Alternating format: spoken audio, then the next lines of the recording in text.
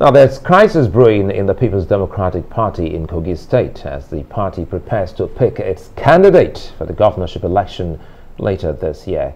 Some aspirants are accusing the party's presidential candidate, Atiku Abubakar, of trying to impose Senator Dino Melaye as the flag bearer. Stakeholders have threatened to work against the party in the governorship election if the national leadership of the party fails to ensure a level field during the primaries. All right, let's bring in the man himself at the center of this crisis. Senator Dino Melaye joins us now in the studio. Good to have you in the studio tonight on News Night. Well, maybe we should start with your response to that. Group indeed re-echoing what the governor of Rivers State, Wike, said in his media chat today, that the PDP is trying to give you advantage over the others for the seat of for the ticket, for the governorship ticket in Kogi State.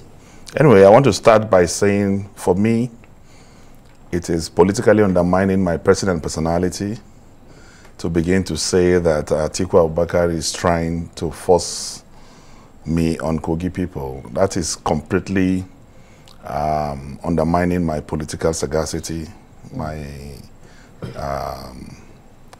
political maturity, and all that, because we have to keep Atiku completely out of this. I became a member of the House of Reps, where, did Atiku influence that?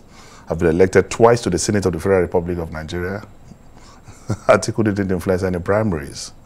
But those who wants to call a dog a bad name in order to hang it will bring a lot of insinuations and all that. Atiku Abubakar is not interfering at all in the preparations to the primaries of the PDP in Kogi State. And those hired guns, definitely paid by Wike to address press conferences,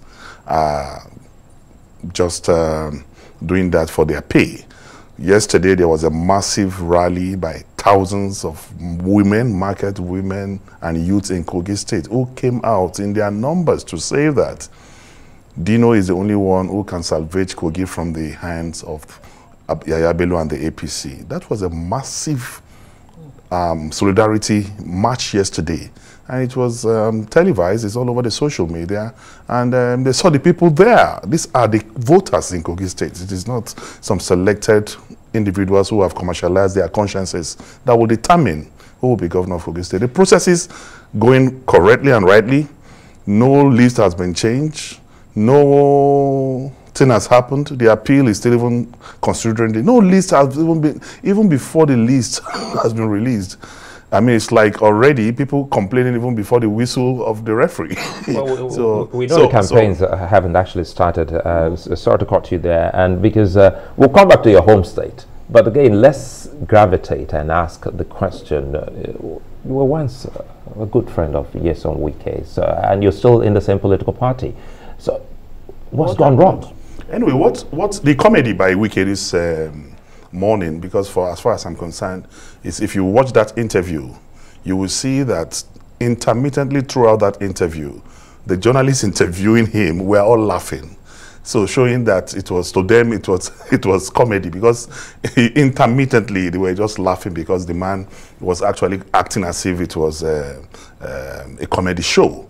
Let me start by saying that it is pathetic that Wike had that press briefing this morning, definitely with Rivers State taxpayers' money, and that has now become a routine. At any time he wakes up, either in his living room or at the backyard of his apartment or house, he calls journalists and starts vituperations. But when I ran for governorship in 2019, Governor Wike was my biggest sponsor.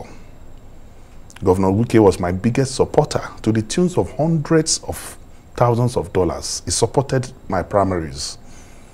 He did not just support my primaries. Wike provided his private jet to drop me in Kogi, in Obajana airstrip, on the day of my primaries. And he was calling me every minute, to find out, where are we? Have we succeeded? So meaning that Wike saw something in me in 2019 when he supported me. He knew I was a gubernatorial material. He knew I was fit to be governor. Hence, his investment or support, as the case may be. So what now happened between 2019 and 2023? That's the question. That you are now saying that I'm not fit to be a governor. Somebody you have spent your money on, somebody you supported materially and otherwise, but suddenly because I'm not a bootlicker, suddenly because I refuse to participate in your very myopic and intellectually stagnant presidential ambition, you now see me, understand, as one not fit for governorship. You now start using foul languages on my person. So this is about 2023 election? Yeah, I'm saying that. No, the fight between both of you is because of the last election? Everyone in this country, including yourself, knows that once Wike does not entertain second opinion. And that is why you can see that even lawyers who are taking their evidence to court have been barricaded, violently destroying their materials. He abhors opposition. He cannot stand opposition. That's why he has even gone to court to try to stop opposition from participating in the election. That is why people are going, hired people will go to INEC and block and barricade INEC from others coming to lay their complaints or get their evidence or get certified true copies of what they are demanding for. That is typical some Wike for you. Yeah, and Nigerians, if you give me a minute, Nigerians should not also be fooled. Let me tell you this. Wike will come and tell you, anyway, he's not even getting that right. Apparently, he didn't go to a nursery school, so he has problem with his vowels. He calls it integrity. So that is integrity. Justice, equity, that is always clamoring. He doesn't possess 1% of it. When he will come and tell you he wants the southern presidency, that is why he's fighting. But that is a bogus lie. Wike wanted to be vice presidential candidate to Atiku. Wike called me 19 times in 2 hours when Atiku was going to mention his vice presidential candidate. Lobbying me with everything possible to influence Atiku to announce him as the vice president. I have witnesses. I even gave the phone to Senator Abdul Nengi, who spoke with him. He also lobbied him. I gave the phone to Senator Zamire. He also spoke to Senator Zamire. His people were calling me back to back. In fact, he got to the airport. He was in the airport for hours, just waiting for my call to say, Atiku have agreed for you to be the vice presidential candidate. So, at about 1 o'clock, I called him and I said, my brother, it no go happen, no. That was when he got annoyed and flew to. So, but why did you let him down? The man who spent money in trading and it is not about money. It is not about money. It's about, and I am not Atiku Abubakar. I cannot choose a vice presidential candidate for Atiku Abubakar. But did you have that discussion with Atiku Abubakar while Nyesom Wike was trying to get you to influence his choice? Responsible, reasonable Nigerian who is not under the influence of alcohol like Wike will suggest Wike as vice president. One day he will just be sitting down. Atiku will just come out with blood in his head as president. Why not? I mean, having been minister, he was Minister of Education, he's governor. That is not the president of the Federal Republic of Nigeria. And even as governor, you can see. Every Nigerian can see. Is his attitude gubernatorial? Even the way he responded today, what is Wike's business with Kogi State?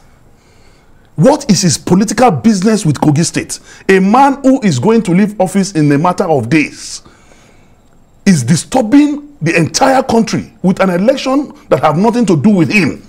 But don't you think the whole Wike scenario and situation actually cost the PDP the presidency at the end of the day? No, I disagree. It is actually Wike's attitude and character that cost the PDP the presidency. Today, Peter Obi left our party because of Wike. Because Wike supported the Chris Uba side during the during the delegate Congress. And that was why he left the party. And I'm saying that, not only that, Wike said today, if the party picks Dino Melaye as their flag bearer, I will not support PDP in Kogi State. And I'm saying that, I don't want to distort this thought, if you don't mind. Go ahead. Be quick about that, so that we'll come to Kogi State. I will not support Dino as I will not support PDP in Kogi State. And He has never supported PDP. When Natasha ran this time around, he was supporting Yaya Bello's candidate against Natasha in the 2023 just concluded elections. Now, speaking of Yaya Bello, let's come to the issue, because, I mean, you have to seize this opportunity to maybe also sell yourself. I mean, you're gunning for the governorship of Kogi State. Yaya Bello seems to have a strong stranglehold, if you like, on Kogi State. How do you think, I mean, what are your chances? It is not true that Yaya Bello have any stronghold on Kogi State, because Yaya Bello was a sitting governor when I won my elections to the Senate of the Federal Republic of Nigeria. He was a sitting governor. Buhari was the president of this country. And he did everything to stop me from winning. He did everything to stop the announcement. But I won, I got announced, and I was sworn in as a Senator of the Federal Republic of Nigeria from a state where Yaya Bello is the governor, because we demystified him. So what I'm saying in essence is that today there's a diabolical relationship between Yaya Bello and Nyesom Wike. And Nyesom Wike will definitely support Yaya Bello's candidate because they have a diabolical relationship. So what are your chances with two political heavyweights coming against you? How can you get out of this? I'm telling you, Suleiman, that Kogi is not Rivers. Wike have no powers, political powers, to influence anything in Kogi State. And I'm telling you that it's getting it wrong. Wike sponsored Sandy Onu in Cross River with vehicles, with money, with everything. Sandy Onu lost. Wike sponsored my friend and brother, Senator Albert Akpan, in Akwa Ibom with everything. Akpan lost to PDP. Wike refused to support my brother Adeleke in Osun. Adeleke won. Wike supported vehemently 3 of the G5 members. The 3 of them lost their senatorial seats. Today, what is the value of Wike's support? That he will now be saying that in Kogi, he is going... He can be Oluwa Wike in Rivers, but he can never be Oluwa Wike in Kogi State. What are your plans for Kogi State? Yes. My plans for Kogi State is that, by the special grace of God, Kogi State is the only state that is a gateway to 12 states in this country. And our proximity with the Federal Capital Territory is a major plus to us. As I speak with you, I brought in some Ukrainians and Hungarians who did a research work to find, and I have a template already. There are 56 mineral resources beneath the earth's surface in Kogi State. Only 1 have been tapped. Only 1 have been tapped. In terms of commerce, in terms of hospitality, in terms of... Today, if you go to Dubai, you do marine cruise for 1 hour and pay 500 dirhams. The longest marine cruise is the one you have in Miami. That's 2 hours, 2 hours plus. From Lokoja to Onitsha on the Atlantic Ocean is 8 hours cruise. So you plan to replicate that in Kogi State? Definitely, definitely. In 30 seconds, Wike says it would not be right for opposition PDP to seek Senate presidency in the 10th Assembly. What are your thoughts on that? That is the voice of an enemy. Okay. How can a PDP member say he's against the PDP? Understand? Having something that is good. That is typical Wike. But I have drawn a line and I've warned him in my press text today to be careful with Kogi State and wash his hands off Kogi State. He's always shouting and championing the issue of South, South, South, South, South, South. Meanwhile, the chairmanship was in the South, South, and he removed Secondus, who was the chairman from the South. He removed him from office and brought in, he single-handedly brought in Ayu. Was he drunk when he brought Ayu, or did he think Ayu was from Abia? When he brought Ayu, because that time he brought Ayu, he knew that it would be wrong to have the chairman and the presidential candidate from the same place. He now brought a northerner with the hope that he will become the presidential candidate from the southern part of the country. When that failed, he now realized suddenly that the man he brought is a northerner, that he should leave. Meanwhile, they brought Ayu That's why IU was a consensus candidate. That's why there was no election for the chairmanship position at the convention. That's why IU was a consensus candidate. So he's a deceptive character, and he is actually trending on my field. This field is trying to come into my own primary constituency. All right, okay. Senator Dino Melaye, I would like to thank you for your time, and I know Nigerians won't be surprised to see a settlement between both of you in the days to come. Darkness and light don't concur. That's politics. Don't worry, we'll bring you back to talk about your plans for Kogi State. We'll have to leave it there.